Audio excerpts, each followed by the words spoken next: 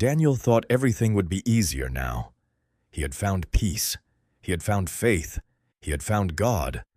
But then, God went silent. The silence days turned into weeks. Daniel continued praying, reading the Bible, trusting. But something felt different. No signs, no direction, no answers, just silence. One night, sitting alone in his room, Daniel whispered, "God, why can't I hear you anymore?" The doubt and slowly doubt crept in.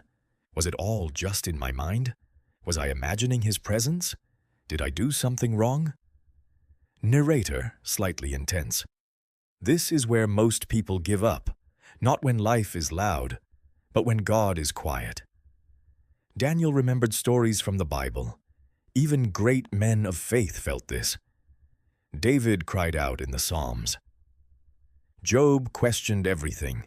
Even Jesus on the cross said, my God, why have you forsaken me?" The hidden truth, but here's the truth. God's silence is not his absence. Sometimes, God is not speaking because he is working. Like a teacher during a test, he's quiet, but he's still watching.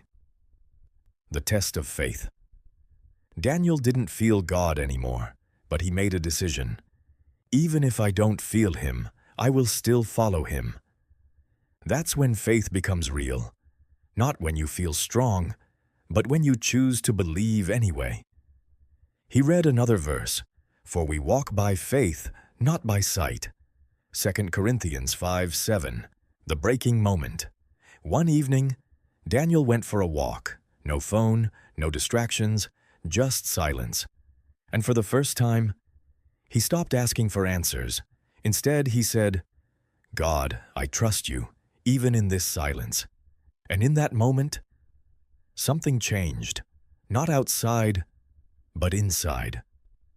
The genius revelation. Sometimes God removes the noise, so you can discover real faith, because if God answered every prayer instantly, you wouldn't need faith, you would only need proof, and faith is what connects you to Him. The answer comes a few days later. Daniel got a call from his old friend. He invited him to help with a small community project. It wasn't big, it wasn't glamorous, but it felt right, and slowly. Daniel began to see. God wasn't silent. He was guiding, quietly. The message for you, let me ask you something. Are you in a silent season right now? Praying, but not hearing anything? Waiting, but nothing is changing? Pause. Don't mistake silence for abandonment. The call.